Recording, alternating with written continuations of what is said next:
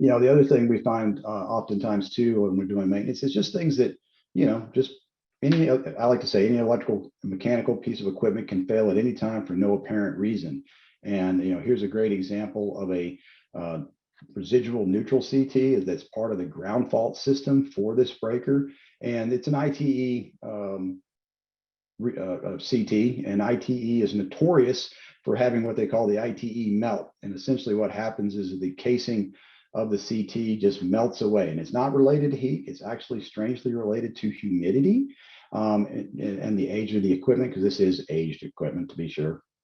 But when we open up a door during maintenance and we find something like this was a hidden failure waiting to basically injure somebody or shut your plant down unexpectedly. Because if you don't ever open these covers and do regular maintenance, you wouldn't know that a problem like that exists.